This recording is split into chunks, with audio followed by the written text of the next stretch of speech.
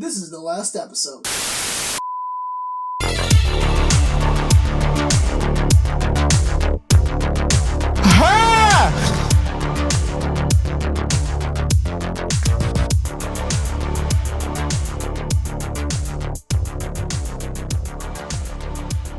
Best intro. So we can't keep the title that I came up with, but you can scream into the mic. God. Insufferable, man. I'm adjusting a microphone. Ocean Man, Take Me By the Hand. You know the album that's from is like 20 years old now? Really? Or something. It had its anniversary. Great. Yeah. Man, oh man, this is a podcast, isn't it? All right, guys, this is the last episode. My name is Lewis. I'm Andres. The other asshole's the guy who screams into mics every week. That's not me. That's never me. All the things that make your ears hurt, or the weird, like, or that, hey, what's that noise? That is never, will it ever be me? No, you're the one that just talks too much. I do what a podcast person's supposed to do. Talk. Speak into a microphone. Speak into a microphone real good and not do that badly. Yeah. As I just showed. My name is Lewis, and welcome to Jackass. Follow us on Instagram at The Last Episode Podcast, Twitter at Last Episode Pod. Ask us questions, lastcastask@gmail.com. Go to elotalk.com for things. All right, guys. So this has been a week. This has been one week. It's been 1 week. It's been exactly 1 week since not. You looked at me. Come on, man. It's the song. Come on. It's so easy. I'm sorry. So, yeah, this has been one crazy week. A lot of things has happened, good and bad. Very good and very bad. Very, very bad. Yeah. Like probably one of the worst things to have ever happened in my life, personally. And also like one of the first actual, I guess, pop culture bad things to happen this year. A big one. Definitely the biggest one. I'm going to lump in Romero with it because it was like so close. No, man, this is bigger. No, I mean in terms of time. Like time space. All right, let's just like let's just get it out of the way and say what happened. They're in the same era of bad. Chester Bennington, lead singer of Linkin Park, was found dead July 20th. Same day as Chris Cornell's birthday. He hanged himself real Which good. is the scary part about it. Yeah. Because they were very, very good friends. There's some news coming out that it might have been like that his body was dead before it was hanged. But we won't know. There's that, and there's also some people saying that his wife was there was like messages between him and his wife saying his wife telling him to like go kill himself because if he's just going to be depressed like this, just end your life. Is there any truth to that though? I don't know. That's why I haven't looked into it that much. Because like whenever something like this happens, people like this. People try to.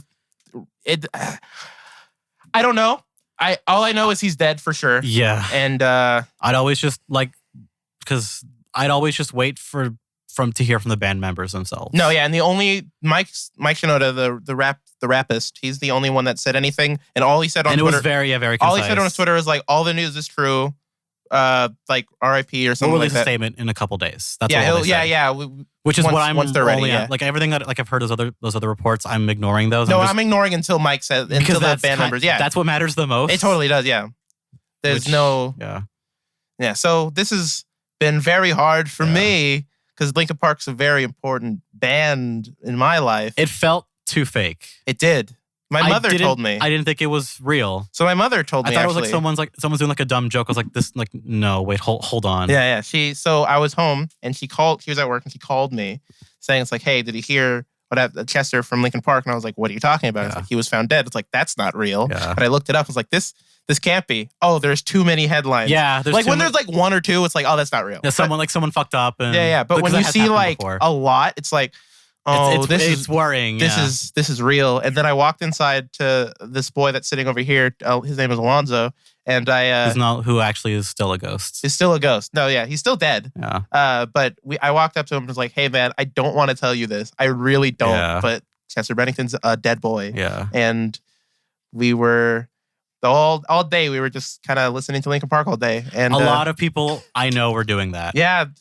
Lots of people. I was kind of it was worse the longer the day went on because I saw more people like learn about it. I was like, fuck. It feels weird because over time, like Linkin Park for people, like the general people around our age demographic, it kind of faded away from their day-to-day lives and whatever. But they'd go back to... Everyone goes back to Linkin Park every once in a while. At least their first 2 albums. For sure. People go back to those and the Jay-Z collab all the time. All the time. Well, no, not the whole Jay-Z collab. No one knows the other 5 songs. Certain songs, but people just Numb Encore. No one listened to the other 5. People go like, yeah, I remember the song. I loved it. Yeah. And then everyone's like, man, fuck, let's go. Everyone went back. No, everyone went back. Numbers are through the roof right now on listens and stuff. Even their new music video from their new album, which was not received very well. And that music video just released like 3 days before. Like 30 million views. Yeah, now it does. It had crazy. I think it had like 2 when it came out. And then because you forget how many people know that. It's a weird thing, but you forget how many people knew who the band was. See, people still care. Burping into the mic. So I was talking to my mom about this. See if she had any like thoughts, feeling of, in the sense that like, does she remember any other reaction to something similar? And the only thing she can think of is like even Michael Jackson, I don't think was this big for some people. There's something about Linkin Park that was way more personal. No, it was but not our generation. Well, no. She was even but like in terms of like I'm saying like it was more that I'm sad they're gone. It was not this because of the music that they wrote. Yeah, exactly. That's like Michael Jackson was a big deal just for the fact that he's the culture whole and like his personal story of like him trying to come back from. There was no from the gossip. And there's no personal connection with Michael Jackson that the way like Linkin Park does. Not nearly as many. No, not even like. And she's trying to we're still trying to think of. It's hard to think of some that are this, like Kurt Cobain. Kurt Cobain is the only one I can think of. Kurt Cobain's the most recent example, yeah. But it was so soon for him. Like he didn't have that long for the connection to really fester. It was for the fans that were in it in the moment. Yeah. So like for Linkin Park, which were a lot of people, but. I mean, Linkin Park was around for a long 1999, time. I think, was when they started. Well, they were also around before. They had Hybrid Theory. But people didn't know who they really were until Hybrid Theory came out under the Linkin Park name. Yeah. And it went platinum in like a fucking week or something insane. It's the fastest selling album of all time, I believe. And It's the first album to ever be mixed in 5.1 surround sound. Which is a neato fact. Very neato fact. Listen to that in your car, guys. Yeah. Listen to the CD in your car. It actually sounds awesome. You can kind of tell the jump between audio quality if you go to records before that came out on CD and then listen to that. Yeah. It's kind of crazy. It's kind of crazy. So how old it is now. Yeah. Hybrid Theory is kind of a landmark album. It is. Whether you like it or not. It's a staple of the time. Of all of their records, that is their most significant in terms of pop culture. Oh, totally. It's made the most impact on people. And there's they didn't really write a lot of it, and there's some weird stuff about that album in general. But that's kind of the problem with a lot of bands when like one album gets really big. It's like that's not really their favorite. They like to write or exactly. For some reason out of control made it. My favorite way, album from them is 1,000 Suns, which is. From people who actually listen to them after their first album, people say that's their favorite. It's a great album. I still think that album could be made into people who are actual movie. Fans of them and kept with them. People say that's their favorite one. Yeah, it's great. Yeah. It's a great album. And then people say Meteora. Even Hunting Party is the only album I don't like. Is that their? I don't count like Recharge in this sense. What's their newest one called? One More Light. I heard a single from that, and I didn't believe it was them. I have the CD in my hand. This is a CD, guys. I only heard like a single track from it. I think it was just like on a radio station. And it wasn't more like hey, they left their old style behind. Oh, this is a new band. Yeah. This is a band who is doing a style that is too late. I disagree. Listening to the album, I've only heard the one song, one of their singles. So it sounded like they were like writing music, like obviously from their angle, but in a genre, using parts of like what was popular in like 2012. Yeah, I see what you mean. Odd. It was very So listening to the whole album now, because I haven't heard the whole album. Yeah, now that I've listened to it many times, it feels weird, right? Because it listening to it now, like after this whole thing, it's an in utero effect. Where it almost feels like Chester might have known. Cry for help. Everyone's been saying that's been a cry for help.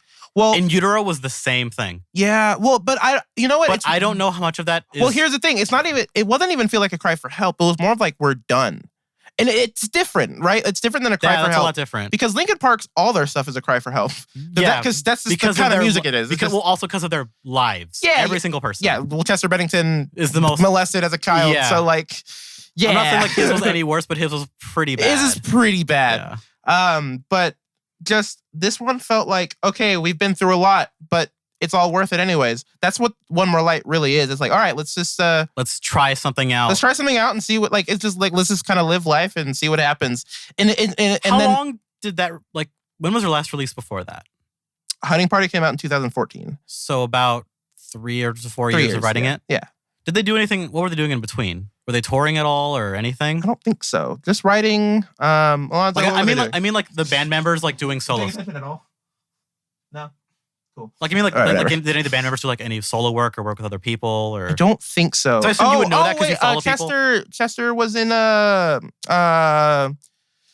what's that band? Stone Temple Pilots for a little bit. Oh yeah, he plays a singer for like a year or something. Yeah. That was not good. Yeah. But so that happened. And yeah, they've been writing and stuff. And yeah, this album, like I said, it's a different album. It's still Linkin Park. And I say that because Linkin Park, like people always say, it's like, man, I missed the old nu metal stuff. I want their like rap rock. And it's like, yeah, that stuff's good, but that's not what Linkin Park is. To me, Linkin Park is like every single album is just whatever they want to do at the time. They're not really... Who cares what it is? It's just that's what they want. Well, that's because it's the problem of the big record defines what people perceive as their sound. Yes. And Hybrid Theory is that one. Oh, yeah, for sure. When people think of anyone, like even like my dad, for example. He thinks of In the End, yeah. He would think of In the End and he would think of... Crawling. Crawling was the other one. And that's where it stops. Yep. For the general... Even like the general... like the Some people will know Numb, but Numb But Numb is still like... It's pretty much a nu metal song. Yeah. So, everything else that they wrote, well, like the singing style of obviously like that carries over. Mm-hmm. But musically, that's not what they kept going. No. Every album, they went further away from that, and were just kind of doing... You can even listen... So listen to their second album, that one's way different. Reanimation. Yeah, so I listened to that one. which is this Hybrid Theory remix, and like re-recorded. They have freaking Charlie Tune is on there. Really? There's a conversation. There's a voicemail left to Riff Raff, but Riff Raff isn't on the album. Really? I wish he was. What year did that come out? Like a year after Hybrid Theory. So because Riff Raff was not a hot name. So like 2002. He did not have a hip hop career, which for some reason he has now. I don't know, man. He was just a dude on a reality show. Yeah, I don't know. But a Bart Simpson. It was very interesting. But God, that's fun on mine a little bit. Yeah, that's fucking weird. I'm saying it's weird. Just the fact that that's in there. But Reanimation is one of my favorite albums of all time. Yeah. Because there's some genius level music writing, because Mike Shinoda is just an amazing writer of music. He wrote a lot.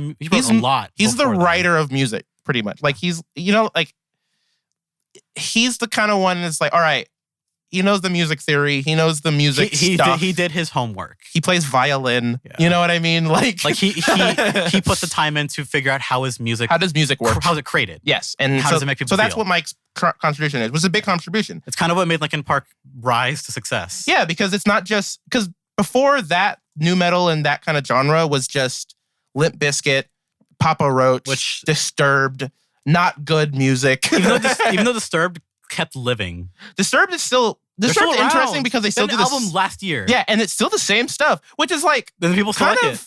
Yeah, it's kind weird. of like amazing. It's like, hey, you guys did it. You lived up a single good job, sound. Disturbed. Good job. Yeah. Your music isn't great, but good job. I liked them, I think, for like three songs, and I was like, wait, no. Yeah, no. Well, middle school for me was when I listened to all that Limp Bizkit, Papa Roach, Disturbed. I never liked Limp Bizkit or Papa Roach. I didn't really like Limp Bizkit that much, but I still listen to them. I just love saying Limp Bizkit. Yeah, Limp Bizkit. Because that name is the worst. Limp Bizkit. Yeah. It's very bad. And their lyrics are awful. It's very bad. And no. I'm not excited at that time in my life. But it's weird how like those three kind of got big together. What, Limp Bizkit, Papa Roach, and Disturbed? Yeah, around the same time. Yeah, and Linkin Park, yeah.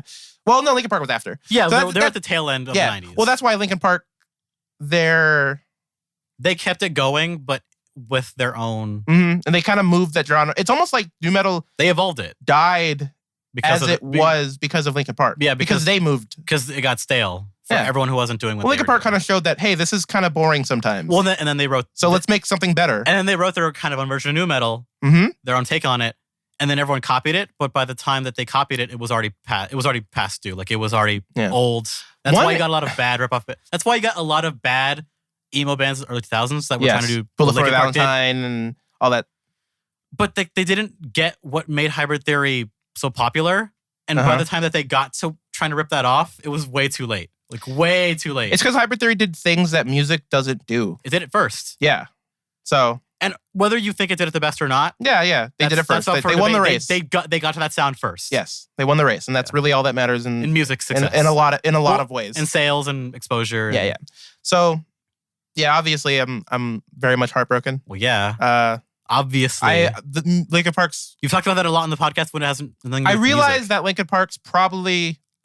I can't. It's hard for me to say Metallica or Linkin Park's my favorite band. Because Linkin Park, fair. Because Linkin Park means more to me than Metallica does. Yeah, that's why. Like they're different levels of appreciation. Yeah, so because it seems like for you, it's more the riff writing and the musicality of like Metallica is what makes you like, and their engineering and like the music of Metallica is what made you like them. But Linkin Park as people was after. Yeah. Everything about Linkin Park is what makes music important for people in the first place. Yeah. What it makes you feel. The first song I ever learned on piano music's number one job, to make the listener feel something. The first thing I've ever learned in music was in the end on piano. Yeah, on a piano. Like that's just the first thing I ever learned. And that matters a ton. It matters a ton. Like Linkin Park, I said this on Facebook, I think. And you did, stopped talking about like, it's almost not even about the music for me. It still is. Like the music's good, but it's more of just the fact that they were around at the right time. That's what they were for a lot of people. Yeah, it's just there are certain things that happen to me in my life that are just garbage, and Linkin Park just happened to me the music I was listening to at the time. And at the time, I was just like, I didn't really. You don't associate. I didn't care, right? Like, oh, I'm listening to Linkin Park. I'm going to remember this. I didn't think about that at all. It was just music in the moment that made you feel better. Then, like 5 years now, 10, 15 years later, it's like, oh God, that's the stuff I was listening to. And so that's you will never know who that artist or what that album or what that song will be until like One More Light now will be. I'm like, it'll be interesting listening to One More Light in the future. I don't know how I'm gonna feel. I want to know how people will receive it in 5 years' time. Yeah, I think I think they'll remember listening to it of just like, oh, this is them saying they're done. Yeah, and then they were done. Yeah, but I wonder how people will enjoy them. Like, besides also like, will they enjoy the music anymore? There's actually some good songs there. It took me a long time to appreciate the songs. Mm-hmm. I really did not like it at first. Yeah. It's 37 minutes. My favorite album of all time, I was upset at how bored I was. What album? Blonde by Frank Ocean. Interesting. Favorite album of all time. Cool. I was angry when I heard it the first time. That's crazy. Because it all sounded the same. Yeah, that's exactly how I felt about One More Light. But now listening to it, I'm like, oh, I get it. Yeah. I get the album. I didn't like Damn when I first listened to it. But for Damn, I was trying to find the songs that I liked instead of just appreciating the album as an album. Yeah. Which certain albums are kind of, certain albums are. I do that. Like Hybrid Theory is not written as an album. No, it's written as a bunch of songs. It's just a bunch of songs. Reanimation, though, was the opposite. It's written as an album. Yeah, which is what they always seem like they wanted to do. Yeah, exactly. And One More Light's a perfect example which does not make an album any better or worse. No, the way that's arranged. just what you have to take it for what it is. Yeah. And that's, I think, what One More Light is. It's an album. It's not 12 songs or whatever. Because what I heard from the single that I heard, which I can't remember the name of. It's probably either Good Goodbye or Heavy. It's probably, one of those two. Like, it just felt like... Did it have a random chick singing? Yeah, that's Heavy. Okay. Because when I heard it, I was like, this feels like they're writing an album that's just a bunch of songs. Mm-hmm. From what I heard from that, I was like, that doesn't seem like it's them. That's weird. Mm-hmm. That doesn't feel right. Feels exactly wrong. Considering how much they enjoy just writing music after Hybrid Theory was done. Well, after Hybrid Theory, they finished writing that. Mm-hmm. And then they wrote Meteora on the tour for like they wrote Meteora on like and recorded it. I remember I remember watching that. They recorded a lot of Meteora on a bus. Really? While like touring for Hybrid Theory. How did they set it up? I don't know. I do not know exactly. That album doesn't sound like it was it sounds recorded awesome. in a bus. Yeah. That's what's very interesting about it. Like obviously the bus was stopped. Yeah. No, they should have recorded while the bus was moving. Yeah, you can hear all the bump. You can hear Chester going, you hear the bus driver hitting gravel and shit in the background. Yes, that'd be great. At least that version. They have it. The toilet flush. They bet you they have it somewhere. I'm sure they do. They'll release it sometime. Maybe. Well, you know what? You have that album that you made of their unreleased stuff. Yeah. They would totally do underground stuff. You know what? And now that album means way more to me now. The fact that I have that of just a sense of just like, I don't know if something like this might be released of all of their underground stuff. And it happens when a band kind of stops performing I don't know how I can get. I know there's a way for me to get to talk to them in some way to the right people. Mm-hmm. Like there's a chain you can follow. There's a chain I can follow to get them to see the idea of, hey, release this as a 20 Whether songs. You were in your position or not, there was always a way for someone. Oh, exactly. Yeah. But I think your percent is 0.1%. Yeah. Than the average fan. Yeah, it can happen, and that'd be interesting. Honestly, I think in like a year or two they'll start doing it. It'll be a while. Okay? So some people are still thinking No, that. I don't mean them. I mean the label will grab it and do it. Yeah, Because Warner Brothers. when Prince passed away, when David Bowie Oh passed yeah, away, Michael their Jackson label, Michael Jackson, started releasing just they crap. just go, they find it, they reissue it, they get like, hey, here's this song, but a different Well, take it's of it. different because Like with the Beatles, they just re-released Sgt. Pepper's, Mhm. like they remixed it.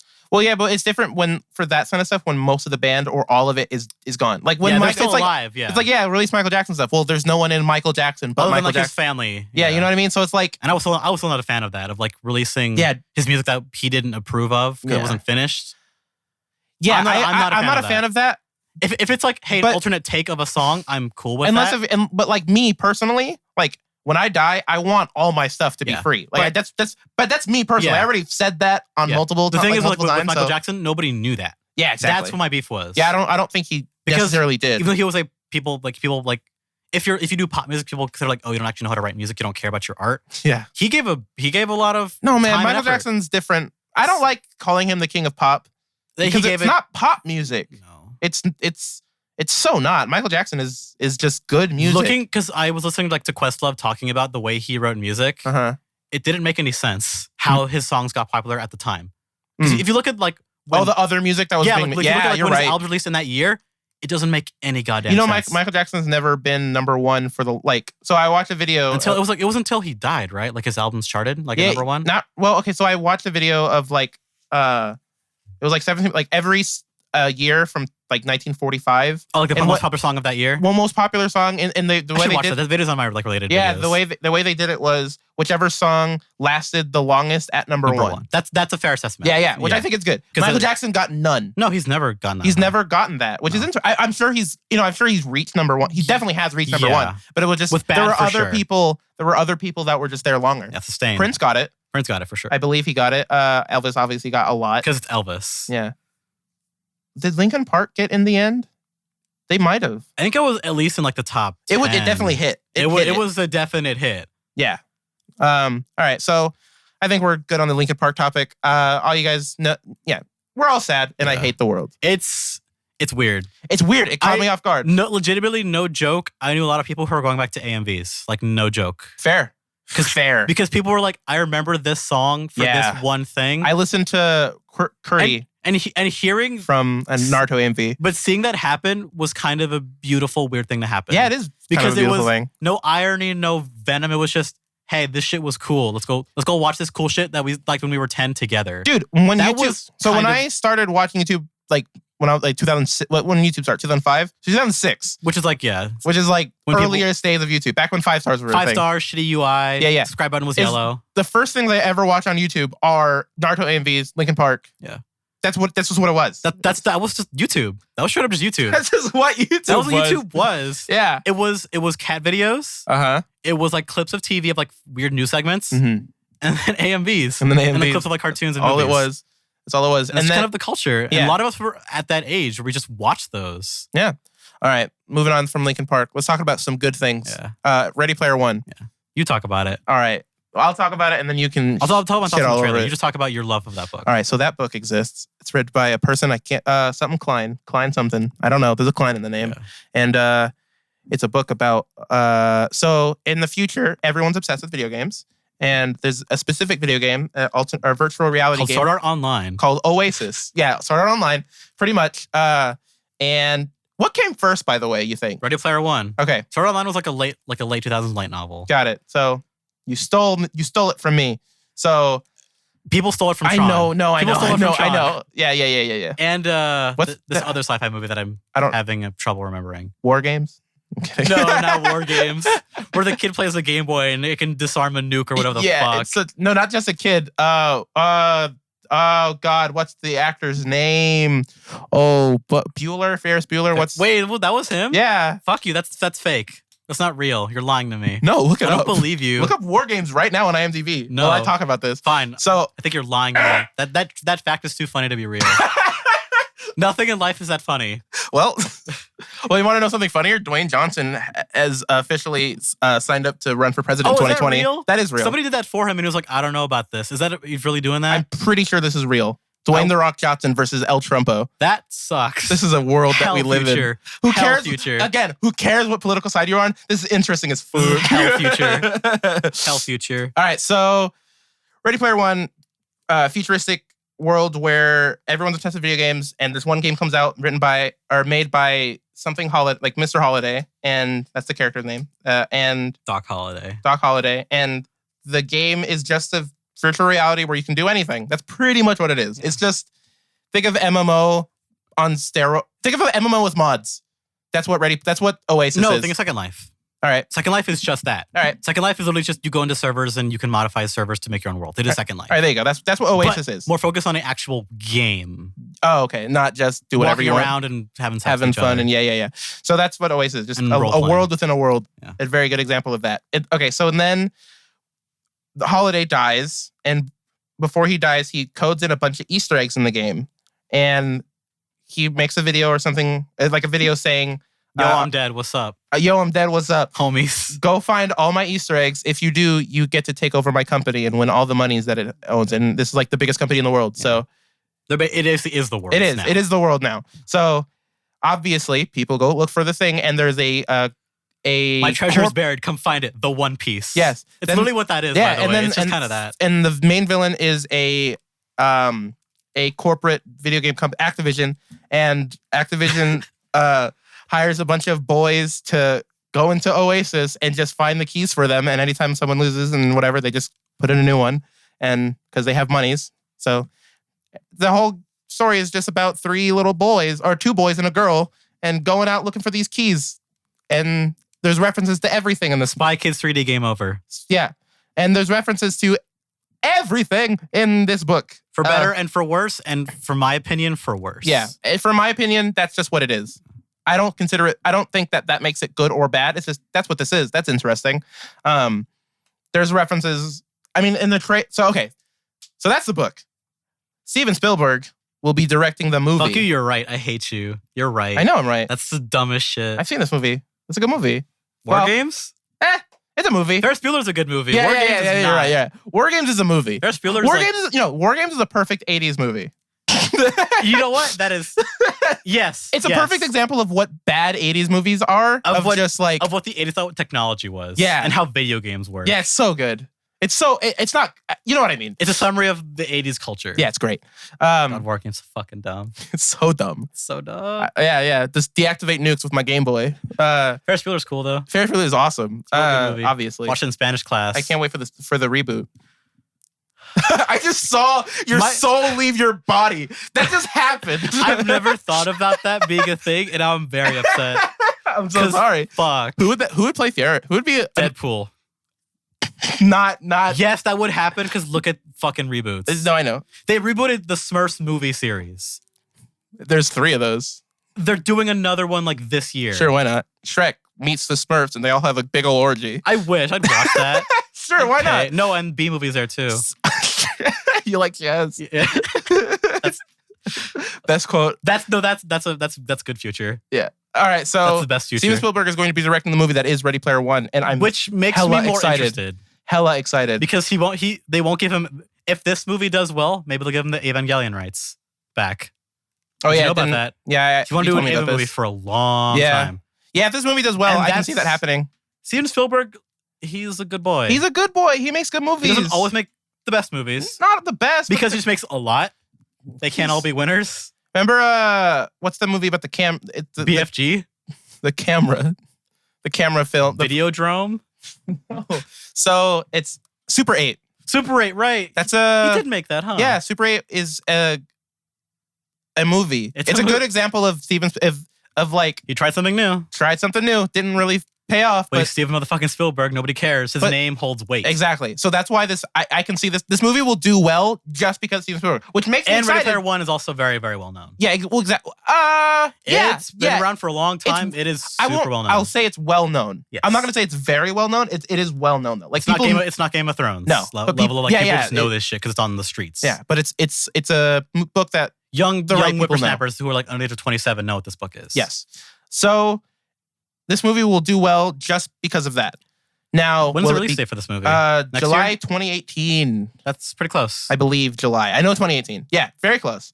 Yeah, it looks good. It looks exactly what I thought it would in the book, which is like cool. It's not like a. From what I've seen from like the It's trailer, not like an Aragon. it's oh god, Aragon, God, that's such a shame. It's such a shame. I read Aragon all were those some books. great books. They got a little goofy with the future telling stuff. Yeah, once they got to the Persinger thing, it was like, nope. It was a little too much. Aragon and Eldest is good. The third book's not good. Yeah, but that's just. But that movie is like, wow, you guys did not plan to make a sequel to this at all, did you? They did, but they they did. At the halfway point, there's no way. No, they did. Wait, really? At the very end, they show the bad dragon boy from Eldest. But none of that makes any sense with the way they wrote the movie. It's not a good movie. A character who is meant to die does not, and that makes the whole plot make no more sense. Yeah, no, I know. It's crazy. I know. No, because I didn't know that. I didn't know Aragon was a book series until years later. Oh, I'm so sorry. And then I read it. I was like, wait. Oh, you read it after? I read it way after. Wow, I that's watched weird. Aragon, I think, when it came out. Like, I think just for like, we were bored one day. Yeah. And then a friend of mine was like, yeah, because... They're good books. When I read that book was when Hunger Games was not a movie yet. Oh, so I was reading Hunger Games at the same time. Nice. And I kind of wish I read more of Aragon instead of Hunger Games. And like I read that first. I hate the books for Hunger. They're not. Hunger Games books are some of the worst. Like of those like teen like young adult. No, books. Twilight. Come on, Twilight exists. That's not fair. You're Twilight right. and You're like right. that other The Maze Runner exists. That's not fair. I hear good things about Maze Runner. I've never read Maze Runner. Books are bad. All right. I've heard other. The movies are, hey, are you at home with your family at 3:00 and FX is on? All right. I guess I'll watch it. So it was Ready Player One. I want this movie to be good. Yeah, me too. Because maybe it'll fix my problem where in the trailer they show a lot of copyrighted characters that you know, like the Iron Giants. Freddy Krueger and some, which I am shocked they even got those two at all. Well, Steven Spielberg did the Iron Giant too. So no, but like getting licensed characters from different series that is not like a Freddy versus Jason, ironically, in the same movie doesn't happen. The DeLorean. We don't get crossover shit Akira bike on the level that they want to do for this. Yeah. Akira bike with the Atari logo on it. Yeah, which they should have left the Atari stuff out. They should have. Atari has never been cool. No, but it's important. And the people who own Atari are like fake Atari. Whatever. Yeah. It's weird. Like Atari now is not even Atari. They're still around, but no, that it's literally a shadow company. Interesting. It's Don't they just do mobile games? Mobile ports? No, they were a different company that just stole the label. Oh, interesting. Atari's fake. Interesting. I didn't know that. There's a whole thing. It is fake. Atari right now, as you know, fake news. It is actually. It is actually that. That's hilarious. It is like trick people, and it is not a real company. That's hilarious. All right, so it's funny in like a weird. So you want Ready Player One to do well, and I want to enjoy this story because they'll cut out the dialogue that infuriates me with this. I understand. And the internal monologue of arguing over pop culture shit. Because the adventure part sounded neat to me. Oh no, but the story is but the awesome. amount of pop culture stuff in it is too much. Like Scott Pilgrim, that was kind of the problem with the comics. They do that a little too much. Like it doesn't ruin the comics, obviously. Yeah. But the movie trimmed that way down, and they got rid of that shit. Like the example I always bring up with Scott Pilgrim is they go like a morph ball from Super Metroid. Oh. And like that's really bad. Just say the thing. Like they just and say move words, on. and that's my beef with Ready Player One when it does that. Yeah. It doesn't do it all the time. No, I'll say this: most of the time it doesn't. There's like the author said that there are references in the book. There are still like a lot of references that people just haven't gotten. But yet. it doesn't frequently enough where it bothered me. Yeah, no, everything's a reference. Yeah, and that's like Scott Pilgrim. It worked because it was a half and half.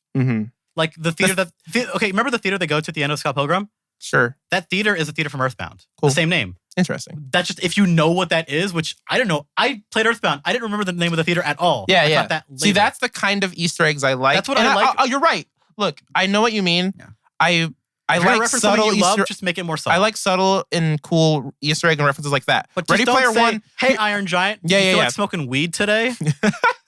That better happen. So if that happens, this is the best movie ever made. It will. No, so if it this becomes movie like a Skyrim mod video game, but just a movie. That's what Ready Player One is. No, it's a Skyrim mod, the movie. Make it as a movie, but like make all the dumb shit that happens in Skyrim mods, like the weird, like, hey, let's put a gun in here. That's what the movie. And make Crash Bandicoot smoke weed with his best friend, get ready. Garrosh from World of Warcraft. Get ready for this. So yeah, this book and movie. Well, the book. We can't say anything about the movie yet, but the book has so many references. There are a lot of subtle ones. I'll say that the majority of them aren't obvious, right? But there are a lot of, this is the thing from this. Yeah. That's interesting. Here's Microsoft Xbox original. Like, it's just, you know what I mean? This is like, it's too much. Yeah, yes. That for me. That definitely happens. A lot of people love it. A lot of people don't. It doesn't bother me personally. It bothered me a lot. Yeah, I get it. I don't hate you for, I don't fault you for. I wish you did, because it'd be really petty.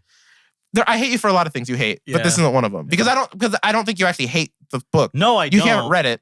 And then also, I read I think a quarter of it. And but also your opinion on it is valid in the because, well, obviously, but the flavor of the writing is not for me. I get it. It's not for everyone. Yeah. It's not for everyone.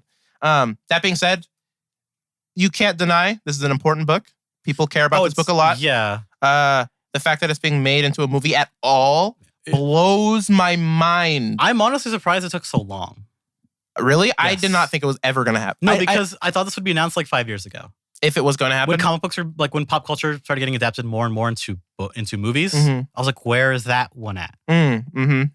That makes sense. Because we got video game movies, we got comic movies. Yeah. Why don't we have book movies about all of it? That's I'm the only one that exists. Can Ready Player One just be the last one? It just kind of ties everything together. It might as well be, honestly. It might as well be. It's just a mishmash of everything. And all the fucking adaptations. They're all done. Sure. All of them. Just stop with the Avengers. Just stop it. Who cares? No, I mean books too. No, every book is in here. They just have a library that goes, here's every book I've written. Yeah. There now it counts. Everything is canon. Yeah. It's all canon. It's all canon. Even the fact history is canon. The fact that the old Star Wars stuff isn't canon is now canon. Oh God, not the stories themselves. It's just the fact that it's not canon is the canonical thing for the story that is life. If they put a joke like that in the movie, I'll laugh. That's enough. That's enough for you have to reach to get what that even means. That I'd laugh. It might. I don't know, man. That takes knowledge to get what that reference. It really does. But that's make it so obvious. Yeah. You have to say what you said out loud. That's what I don't like about Ready Player One. It says shit out loud. That ruined it, but it make me laugh for one joke. That'd be hilarious. That's the bike from Akira. That's the TM copyright ban presto. Yeah, that'd be hilarious. If every line is like that, this will be the most experimental movie ever made with licensed properties. So what do you think of the actual trailer though? Like the way the movie looked. It looked okay. Okay. It just looked like Tron, the new Tron movie. But it looked like better though. To me, in my opinion. Because I didn't see enough. All right. I want more environments. All right. I just saw a hub for 2 seconds, which I wanted to see more of. Fair enough. And then I saw the outside world. I wanted more of the setting. The outside world, honestly, the most. That's what I saw. That I'm like, I want to see more of that. Yeah. Because that looked really interesting to me. Yeah. Like because he lives in Detroit, and it reminds me of the whole thing about Detroit is that it's half of it is doing very well, and the other half is slums to where they have to build houses. So it's on top of houses. It's not the post-apocalypse, right? No, not necessarily. Because it reminded me of it's just in your automata, you go to a desert and you see skyscrapers coming out of the sand, and it reminded me of that visual. I like that. I haven't read the book in a while. I think what it is I think people have gotten so upset with video games they stopped caring about the real world. Like civilization just kind of is collapsing slowly. Yeah, that's what it is. But it's not gone. I'm saying literally where the main character lives is in a place where there are houses built on top of houses on top of house. It's just houses stacked on top of each other. It's like the evolution of a shanty town. Yeah, that's what it is. That's what the real world is. But you could write a whole book on that. It could. Yeah. Honestly, it's so interesting. I remember when I finished the book, I was like, can we just make another book based off about that? What's going on while they're doing their adventures? Yeah. That could be interesting. They go into the real world a lot, and a very interesting thing happens in the real world that obviously influences the game thing. Mario Real happens. Dude, what if Mario Real happens? It could. It could. They had Bowser in Wreck-It Ralph. Yeah. So Mario Real could be a thing. Would they actually put Mario, though? Because it's Mario. You know what? Fuck it, that Rabbids game exists. They put Mario in at this point. Fair enough. All right, let's talk. He shoots a rabbit to advertise a new game. All right, now let's talk about 2 movies. Spooderman 2. Spooderman featuring back and better than ever. Featuring Tom Holland. Featuring Hall & Oates. Featuring Garfunkel and Oates. Featuring Garfield and Bernie. I can't think of anything. Featuring Bernie Sanders. No, featuring Bernie Mac. There you go. It's way better. That makes you sad. I love Bernie Mac. I know. All right. What if Bernie Mac was running for president? Would you have voted for him? The ghost of Bernie Mac. Yes. At this point, anything's possible. Anything's possible. Who cares? America's this is America's new slogan. At this point, who cares? Yeah. No, it's just someone shrugging their shoulders. That's the new American flag. Just a guy shrugging his shoulders. all it is. It's Neil deGrasse Tyson's meme of him shrugging his the cartoon one. Yeah. Yeah. That old. That's the point. That's the American way. It's just I don't fucking know, man. Who cares? Yeah. Spider-Man, new Spider-Man. This 80s movie that also happens to have Spider-Man in it. Yeah, like an 80s comedy with like a Marvel movie. So rad. It was cool. So rad. I'm so glad you like this. Or at least the fact that you said it's cool makes me happy. Because I was afraid you were gonna like shit all over this movie. This is the funniest Marvel movie. Wow. Like not even cool. Close. It is the funniest Marvel movie. I haven't laughed out loud at a Marvel movie ever. Wow. Like I've chuckled. Even Deadpool, I chuckled. Yeah, Deadpool's funny. But that's the funniest one. Like up until like maybe Guardians. Mm-hmm. Guardians had like generally like some good jokes. Guardians won. The first Guardians isn't about it being funny. It's just it's clever. It's clever. Which is I like that humor better. Yeah, I'm not sitting there laughing, but I appreciate the comedy more than the line where they're like, remember that scene where they're doing like the motivational speech thing, and then Rocket just goes, "Man, this is so fun. These guys are so stupid."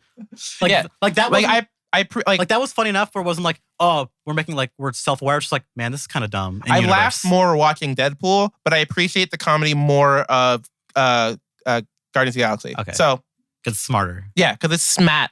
But they had the smartest joke of all time, where in the opening shot of Deadpool, that opening scene where he's in the car, they show a picture of him as the Green Lantern. Yeah. That is the funniest joke in a Marvel movie. No, the funniest joke is the fact that they mentioned the fact that the X-Men thing is confusing. Oh, a budget? Yeah. Because they just have a door and it's just them in the doorway. Yeah, it's like, we're the rest. Scene. Yeah. Like what's going on here? It's like, you guys... The fact that they talk, that they know how effed up the X-Men universe is. Like, it's... And who owns what. And who cares? Yeah, you're right. Sony and Marvel and Disney now. And one of the characters is someone that literally nobody knows who they are. Yeah. Literal who. Yeah. So, Spider-Man, the 80s movie. It was great. They made Vulture cool as a villain. Yeah. Not because he's the Vulture, but because the way they portray him is like, he's just a dude. He's just a boy, yeah. He's a salary man. That's all he is. He's not even really that evil for most of the movie. No, he's not. I wouldn't even say at all. He has a moment where he becomes like a good villain. Yeah. He's a good villain, but he's not. But he's just a guy. He's just a guy. And that's kind of what Spider-Man villains are. Yeah. For the most part. This is a spoiler review, by the way. Yeah. It's been out for long enough. If you haven't watched it, well, like most Spider-Man villains are not like, their goals are not to like, I want to take over the world or Manhattan. It's just like, man, I want money, or like, I hate you, Spider-Man. You have to die. Yeah. You're in the way for me getting money. Unless it's like a Venom or a Carnage situation, or like a Blackheart, like a villain that's from outside kind of his, like a Mr. Mysterio, or Mysterio, like outside of his general Rose Gallery. Yeah. It's the stakes aren't always that high. No, it's usually Spider-Man's. It's your friendly neighborhood Spider-Man. Like the point of that is, it's local stuff. Yeah, and it's always about Spider-Man's dealing with being a hero. Yeah, that is what made him successful, and that is what made people go, "This idea is terrible" when it came out. No, people loved it when it came out. When they were trying to publish Spider-Man, they said this will never work. Oh yeah. Who cares what? Who cares what a kid does? No, who cares what they do when they're not a hero? Yeah. It's boring. Why would people? Yeah, you're right. Yeah, that was what kept Spider-Man like from being made. Mm-hmm. And once it was, I mean, he's the number one. I remember. I'm reading. I have a bunch of old Marvel comics from like decades. From just the general first ever Doctor Strange, which I don't know why you'd go back to that. It's good. No, really. No, it's good. It's good. When did Doctor Strange first start getting written into comics? 60s. Really? That old? 60s, 70s, yeah. Late 70s. No, 60s and 70s, dude. It's good. I'm reading it, and then it'll be like, Stan Lee at the very end will be like, and don't worry, guys, next issue we'll have your favorite hero, Spider-Man. Yeah. It's just like, because they know they need Spider-Man to sell. And at that time, Spider-Man was on issue 6. It's like, yeah. You know what I mean? It's cool to go back to stuff like that. Yeah. And when Stan Lee and Steve Ditko just like talk trash on each other, it's hilarious. Because they kind of both deserve it. Because they're not bad people, but they've done some not great things. Yes. They've made some bad choices. They've made a lot of things, though. They've made a lot of great things. They've made just a lot of things. There's going to be hits and misses. Yeah. So anyway, this movie, shout out to the very weird cameo by Donald Glover. Yeah. Which we'll talk about that. Was weird. We'll talk about that. Yeah. I think this is my favorite Marvel movie. I have come to this conclusion. What was your other favorite Marvel before this? The first Iron Man. Really? Yeah. That's fair. That's very, very fair. I think the first Iron Man... That movie's great. I put the first Iron Man, the first Avengers, and the first Guardians of the Galaxy. Those are the best Marvel movies. That's a fair... I think my favorite was probably... It was like either Iron Man or Winter Soldier. I don't like Winter Soldier. I'm the only person on the planet that doesn't like Winter A Soldier. lot of people I know that think it's just okay. I just don't get it. I don't get why people like. Yeah, it's another Marvel movie. Who cares? I think it stands out enough on its own. I need to watch it again. I need to watch it again, dude. That's why I like Iron Man 1 so much. It feels like just its own movie. Yeah.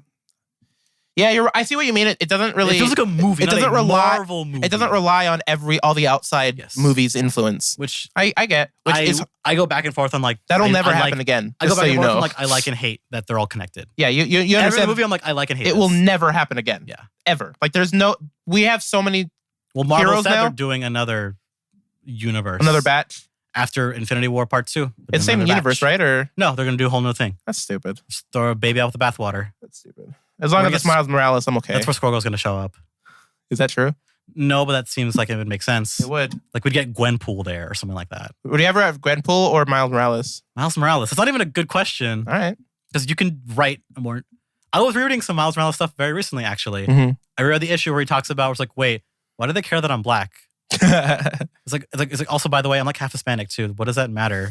Yeah. Because in that version of it, there's 2 Spider-Men. Mm. It's just him and Peter. But Peter died. Not where they're talking about that. Oh, okay. Because he's like, guys, it's a new Spider-Man, and he's a person of color. And like, it's Marvel. Can you do more stuff like that instead of making people change who they are just because you want to sell more issues? They're fundamentals of their character because you want to social justice yourself. That wasn't Miles' purpose. No, exactly. And that was what I loved about Miles. And what sucks is now people are thinking that he is, and people are writing him off as just another one of those. It's like, oh no, that's bad because I love Miles. Yeah, it's not a bad. He's not a bad. His quips are really funny too. Yeah. Anyway, so yeah. What were you saying was your favorite Marvel movie? Iron Man 1 or Winter Soldier. Okay, yeah.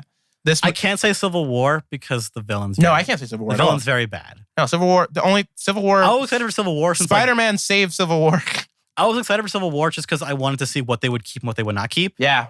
Because I love Civil War. And also who Civil War can't. Because when I heard about they were doing the Marvel Universe, way back, they said we're going to do Civil War. And I was like, hell yeah, Civil War is great. Yeah, here's the thing. I did not know at the time what heroes we were going to get and not get. Well, also, Civil War is gigantic. No, yeah, that's what I wanted to get on. It's such a big part of the Marvel Universe.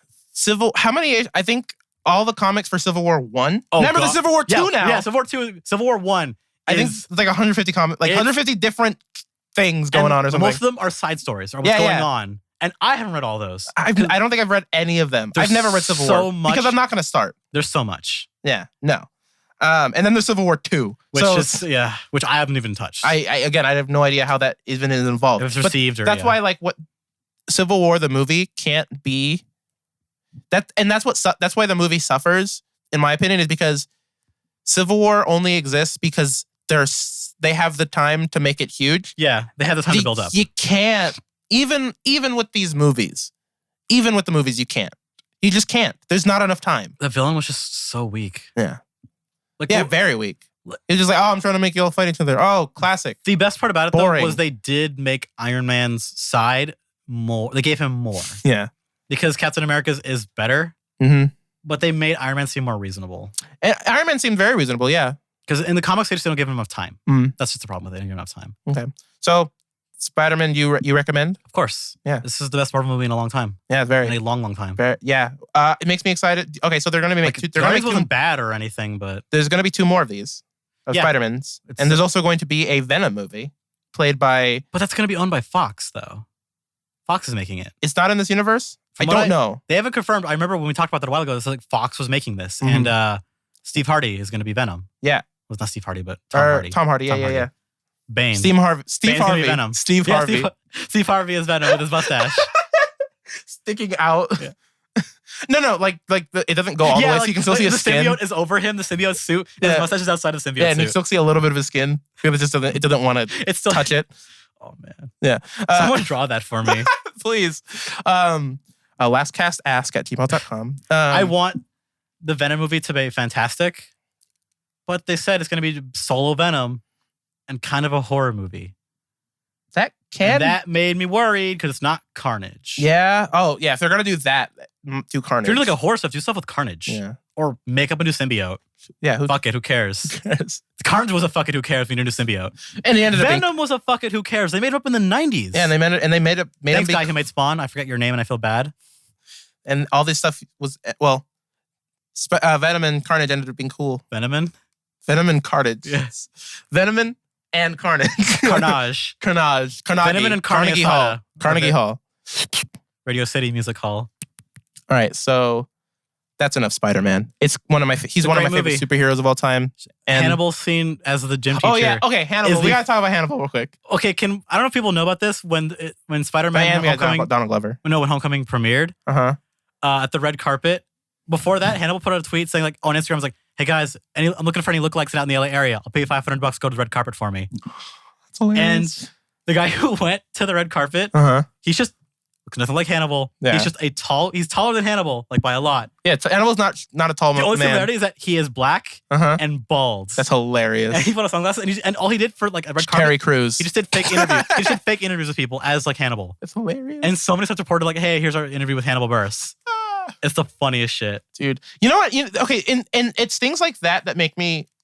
It's the reason why this movie did well. I watched I listened to Nerdist's interview with Tom Holland. I should look at that. It really shows. I'm curious about how this movie was made. This movie was just made by people who wanted to just make a good movie, man. Like it feels when I watch this, it feels like guys, we get it. You're tired of this.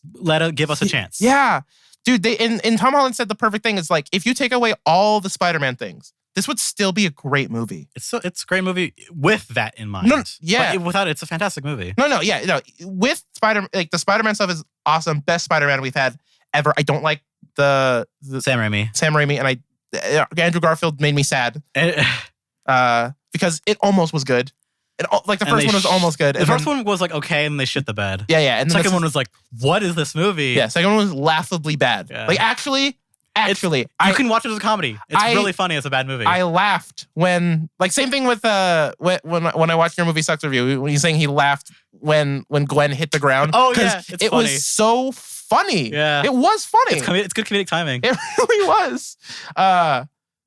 And then there's still 20 minutes of that movie. His electric powers fix his gap in his teeth. It's like, oh man, that movie's funny. It's so funny. All right, so yeah, you watch or listen to the Nerdist interview with Tom Holland because it really just shows that this movie was just made by people who just like comic book stuff and was just like, let's just make a good movie, man. Like Spider-Man needed it. Yeah, if any of the superheroes would have needed this, Spider-Man was the one. Spider-Man. And the fact that they had tied Spider-Man with Iron Man and whichever was afraid, like me, I was like, it's gonna. I was like, I heard some like Iron Man in the movie featuring Spider-Man. Dude, they did it in such a cool way. He's like in like what 2 scenes for like a minute or 2. Well, he's in there a lot, not as much as people are joking about, but he doesn't take a lot of time. Here's the interesting about Iron Man. There's something there are things. I'm not. That's a spoiler already. He was gonna propose, right? And at the end, like there's a whole story arc happening with Iron Man outside this movie, and you only get glimpses of it every couple seconds. And you're watching. I thought was great. There's things happening here. Whoa! And I kind of don't want them to like show us it. Just have them tell us what happened. Yeah, sure. Just tell us what exactly. We don't need a movie about what he was doing. We don't need Iron Man 4, please. Marvel, they're gonna make it. Are they really? That's happening. No. Iron Man is so popular for films. Iron Man made so much money for them. Yeah. Iron Man is what made the Marvel Universe happen. No, yeah, you're right. Because it did so well. Yeah. Also Robert Downey Jr.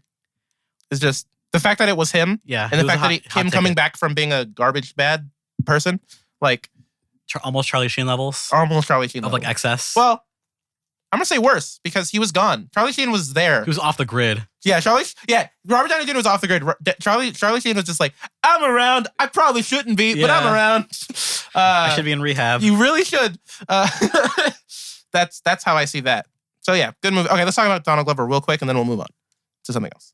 Hi, I'm Donald Glover. I'm a rat man. Hi, I'm Donald Glover. I'm Miles Morales' uncle. Yeah. Next. That's what it was. By the way, was it me or was he a little too high or something in this movie?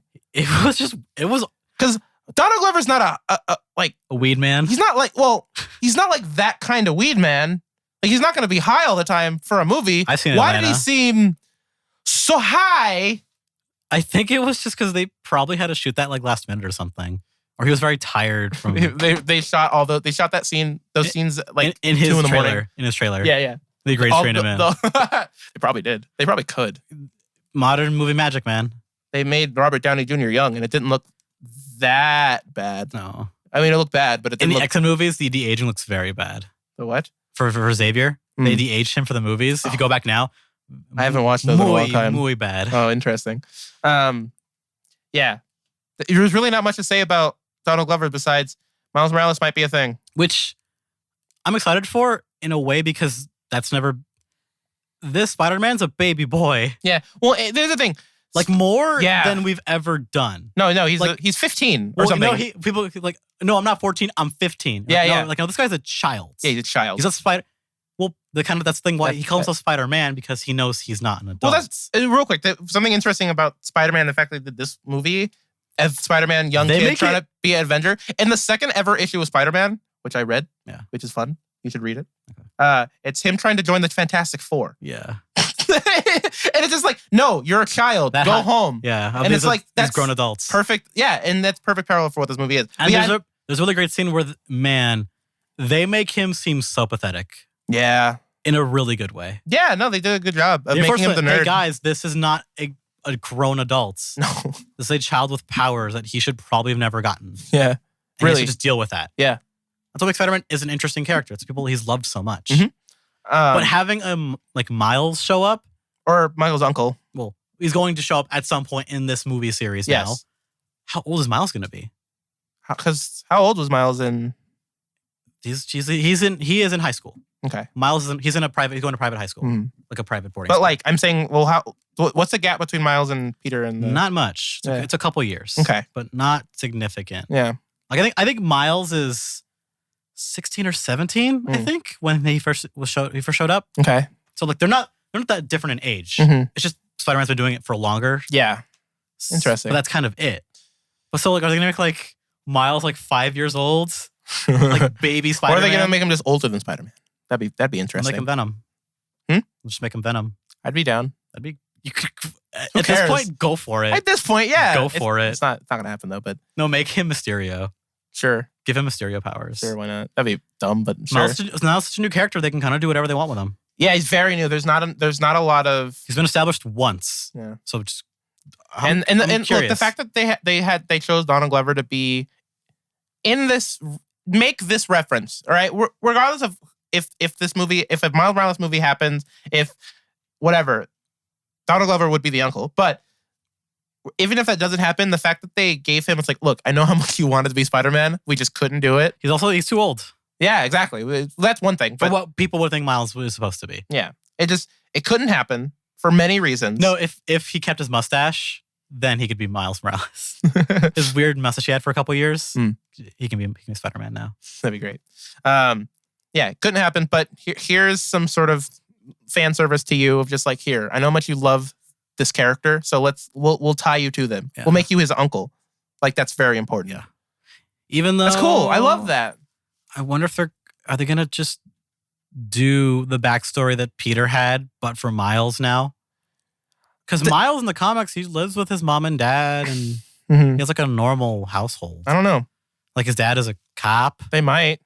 Or they're just gonna murder his uncle. Sure. And it's gonna be Ben Jimolds or something. Yeah. Modify the name. That's probably what'll happen. Ben's Baked Beans. Ben Franklin Shapiro. That's his dad. I was going to say Shapiro. His dad's Ben Shapiro. All right, cool. He gets mad at him about politics. I'm down. Then Miles becomes a superhero. To go work a protest. I don't know. That's great. I'd watch it. Ben Shapiro was Miles Morales. He will. No, Ben Shapiro doesn't like Marvel. He likes DC. Oh, he's one of those people? He loves DC. He can't just like comics for comics? Yeah. No, that sucks. Hey, he's a genius. He can be a dick. So he can be biased. Let's talk about the movie that Jesus loves a lot, I assume. I loved a lot. What? Baby Driver. Oh, yeah, Baby Driver. I liked it. Oh, I loved it.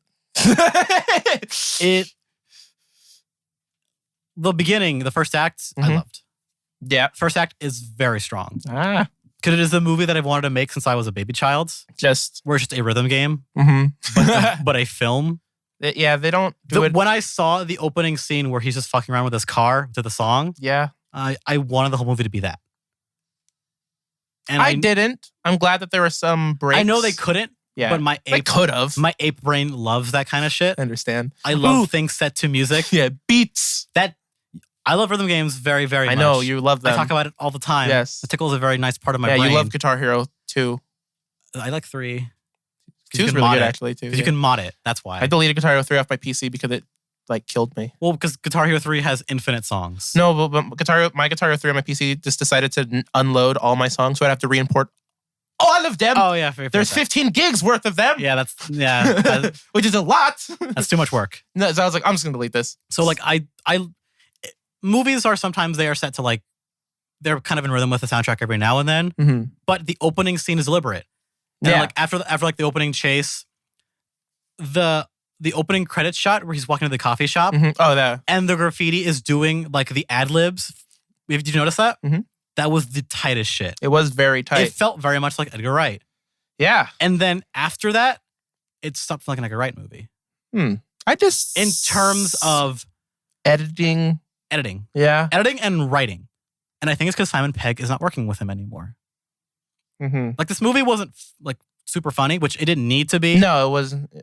But it felt like without that comedy aspect of it and some of the editing being more, not traditional, but. The editing is the joke. You know what I mean? Like they didn't do that. Yeah, as much. like it wasn't used. Comedically. That's, No, like it wasn't, when he was doing something different with his editing style. Mhm. Like, the thing where he does, like, remember in World's End where like there's this shot where he's like the snapping when they're doing all like the beer runs, Yep. where it's like the 1, 2, 3, and it's like the very and like, the quick. music's going through. Yeah. That's very early 2000s, and he doesn't want to leave that style, which Mhm. he does it by himself now, so it's fine. Yeah, I love that style. But that kind of goes away during the middle part of this movie. You're right. And that but middle part to me is weak. The romance with the girl is very weak. And I know why people will like it, because it's kind of more of like a storybook kind of, like it feels very like classic Hollywood. yeah, But everything else about the movie is not. And that doesn't quite gel with me. I see. Because the rest what of the you movie is like a modern heist film. Mm-hmm. And then they But add, that other romance stuff is like, It feels like 1950s, like out of 60s the 50s, movie. Yeah. like Grease. like Easy Rider, like a Grease. Yeah, it's like they aren't really like made for each other, but it's just kind of like a romantic, like let's just be like a romantic gesture. Like There's a cool guy and it the is hot girl. the romanticized idea of like what a love story is. Yeah, the cool guy and the hot girl. That's what it is. But like Grab away there's in the car. nothing there. I know what you mean. It didn't. Like I don't know, That- it felt like it just didn't gel. You're right. I never thought about that. That makes Because sense. you have Jamie Foxx being like this weird like gangster dude, and then like This is the two hilarious. other people, and then his boss. Freaking.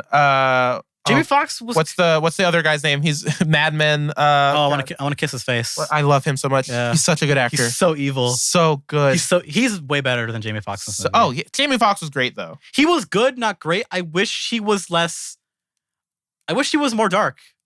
Like, because his lines were dark. He was kind of like, haha, I'm Jamie Foxx. He has a Will Smith problem. That's just me. I think that's just Jamie Foxx though. But he has. No, you know what? He has you're right. the I am the actor, I am not my character problem. Mm-hmm. Will Smith has that problem. Will Smith has that, and Leonardo DiCaprio has that. I disagree with For most of his movies. I disagree. Leonardo DiCaprio. I've seen a lot of movies he's in, he's just himself. All right. Except for like The Revenant and like American Gangster. What about the 1 3-hour movie with a lot of boobs? What's it called? Wolf of Wall Street? Yeah, there you That's go. just him. He's that jokey and that weird. Is it? I don't know him. Leo's a weird dude. All right. If you've ever watched him interact with other human beings, he's kind of weird. Okay. But he's also charming. That's what attracts people to him. Yeah. That's why he had many, many women in his life. So Baby Driver disappointed you a little bit, or just not what you? It You had high hopes for this movie. it felt inconsistent. Because the first act was great. It was fast and fun and Edgar Wright-y. Yeah. It had the style that I love from Edgar Wright. And then it moves into a weird Like a love middling story. kind of like a love story that doesn't really go And then anywhere. The end, I think, is strong, in my opinion. Once they get past the warehouse scene, which that guy, that's Paul Williams. Oh. You know who Paul Williams is? No. Very famous musician man. Okay. You would know him as the That guy sounds who familiar. wrote the song Rainbow Connection from the Muppets. Got it. You know that very famous song? Sure. Paul Williams wrote that. Cool. You don't know Rainbow Connection? I don't know Muppets that well. It's really famous. It's really popular. I'm sure it is. Okay, he wrote that. Cool. But it was like, hey, what is Paul Williams doing here? I loved his cameo in it, but I was like, oh, you're here. I guess you and Edgar Wright are buddies. That's cool. Cool. Also, Big Boy is in this movie of Outcast. Okay. He's just one of like the dudes in the diner. Sure. I was like, wait, Big Boy, where were you? I didn't see you in this movie. That's hilarious. Okay. Yeah. But once they get past like that warehouse scene, the third tension, act. like when they go to the diner again, that scene was great. Yeah. The third act is very strong. Yeah, I felt like the second half was like not underwritten, but it was like So if this movie feels like a perfect 3-act film. Yeah. First act, best act. Second act, with the love thing and the weird. That kind of like it flatlines for me. It does. It doesn't make the movie bad. It just kind of like keeps it kind of like, okay, where are we gonna go after this? Yeah, and then I think that third act is very strong, and in my opinion, it makes up for it. It's really good. And I like how it ends, which I don't want to talk about how it ends. Yeah, we'll not spoil it because it's still new enough, and not enough people know about this movie. People go see Marvel movies in droves whether you want to or not. Baby Driver, you have to kind of go out to go see it. Man, the thing, Kevin Spacey's character. I love Kevin Spacey in general. I love him in general, but his character, he's really good. So good. He reminds me. I can't say too much about this movie, but the way they move his character along. I like when he's angry. I like when he's angry, but the way they move that bone in my brain was like, man, I love evil people. Yeah. He's so fucking evil. The way they move Kevin Spacey's character along is so good. Yeah. It's so good. And it's so refreshing to see that kind of character of just like he has a nice little arc. It's not really big. It's just kind of he has an arc. It's an arc. It's small and it makes sense in the context of the whole film. Yeah. Because the movie's just about Baby and the girl. Yes. They're the main characters. Yeah. And Baby don't talk. He talks. Well, he doesn't like to talk on the job. Yeah. Also, the fact that they mention a very important disease that haunts a lot of audio engineers, tinnitus. Yeah. Which is the thing I'm legitimately afraid of. Which not just audio, lots of people in general. But people should be aware. You can get that like at any point in your life. Yeah. A gun shoots next to your ear, you have tinnitus. If you go to a concert and it's too loud and your ears just can't handle it that one time, you'll have tinnitus. Yeah. And it doesn't. If you stand next to a speaker real loud, it doesn't go away. If feedback happens at a concert and it's too long. Oof. Which, if you went to a rock concert in the 90s, you probably have it. Yeah. And tinnitus is just, if you guys don't know, it's just you hear. What happens is your ears. Okay, you know when you hear random just sine waves of just like and then it fades out. What's happening is the hair follicles that pick up those specific frequencies are damaged. Go away. Yeah, and you will never hear that specific frequency again. Now imagine hearing that forever, constantly. You have a constant buzzing in your ear. Yeah, on different frequencies depending on what's around you and how you got it, and how severe. Yeah, sometimes it's very, very subtle. Sometimes it comes I've heard it comes in waves. Yeah, most of the time it comes in waves. And it depends on what you're listening to. Yeah, that's why when people talk about, I know how old people don't get how earbuds work. How they think like if you have them in, it's going to destroy your ears. Yeah, they can. But don't be that person because I know who you are. Who listens to your music at max blast every time you put on music when you're just anywhere. Yeah. Because that will give you tinnitus. Yes. This is why most audio engineers... People who I notice who do that are people who are very young. Yeah. Like when I was in high school, like I'm on the bus or whatever. Yeah, I see it on the train all the time. Yeah. You're going to ruin your ears. You're not going to be able to hear anything well anymore. Be careful. This is a reason, not the only reason, but a reason why audio engineers mix at very low volume. Because you're doing it for hours You're doing it for hours and hours every day. It's like... It's exhausting for your ears. It's very exhausting. And that's why humans are not meant to do that. That's why taking breaks is so important when listening to... Honestly, guys, take breaks when you're listening to music. If you're sitting all day listening to music, take breaks, please. At the very least, turn it down. Turn it down. No, at the very least, turn it down, but also take breaks. Yeah. Like, go out of your room and listen to something else. I'll sit here in my room listening to music or whatever on my giant speakers. Working on something or whatever. Podcasts. Whatever. Yeah. I'll get up and just listen to stuff on my laptop speakers. Yeah. Just have a change for your change ears. of sound, not very loud at all. Move around different room and do that for like 15 minutes and then come back. You know, one part of the movie I wish they incorporated more? His mixtapes that he made. Yeah, I wish they did. Yeah, they only showed like one song that he made, and I wanted more. Yeah, because what he did was called Plunderphonics, and I want more of that shit. It was fun. Like DJ Shadow is like the one that kind of made it really hot in the 90s. Mm-hmm. But there's tons of others, but DJ Shadow is one people know. Mm-hmm. I wanted more of that in like a feature length film. That shit was cool. Is he slow? No, he's a retard. All right. Just hearing Kevin Spacey remix is really funny to me. Yeah, that was great. All right, I just want to say one thing real quick. There's one person that I believe should be listening to this. If you're listening to this, text me. What word should they text me? Quick. Moist. Text me the word moist. All right. If you know who you are, if you don't text me the word moist, it means you don't listen to this podcast and I hate you. All right. Now that was a good podcast. Yeah. All right. Bye. Bye-bye, everybody.